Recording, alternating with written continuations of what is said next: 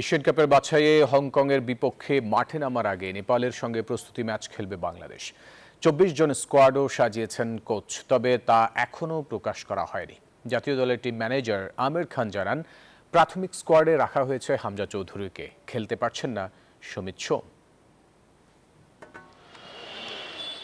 দেশের ফুটবলে নতুন রূপ দিয়েছে হামজা সমিতরা, সাথে ফাহমিদুলের সংযুক্তি প্রত্যাশার চাপ বাড়িয়েছে বহুগুণ।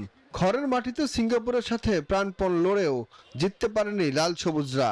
এখন টার্গেট হংকং।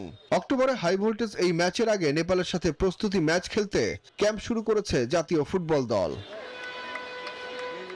২৪ জনের স্কোয়াড সাজিয়েছে বাফুফে, সেখানে নেই সমিত সোম, কারণ ক্লাব থেকে এই ম্যাচের জন্য ছাড় পাবেন না সমিত। তবে হামজার মাঠে নামার সম্ভাবনা দেখছেন team manager Aamir Khan.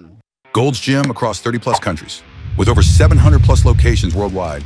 Train anywhere, belong everywhere. সমিত সময়কেও চিঠি দেওয়া হয়েছে, কিন্তু আসলে তো ওই সময়ের খেলা ও ছাড়বে না, ক্লাবটা জানিয়েছে। আমরা কিন্তু হামজাকেও রেখেছি, যদি কোনো রকম পাওয়া যায় তার ওখান থেকে, সেও জয়েন করার একটা আছে। ২৪ জনের স্কোয়াড এখনো প্রকাশ্যে আনেনি বাফুফে, কিন্তু কেন? এমন প্রশ্নে আমির খান জানান, এখনো ক্লাবগুলোর দলবদল চলছে, সে কারণেই আনুষ্ঠানিকভাবে স্কোয়াড ঘোষণা করেনি বাফুফে।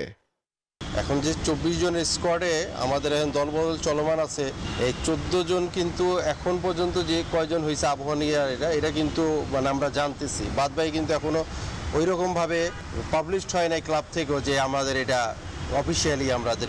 বুধবার ৬ ফুটবলার নিয়ে ক্যাম্প শুরু করেছে জাতীয় দল। ৬ ও ৯ সেপ্টেম্বর নেপালের কাঠমান্ডুতে স্বাগতিকদের বিপক্ষে দুটি ফ্রেন্ডলি ম্যাচ খেলবে বাংলাদেশ।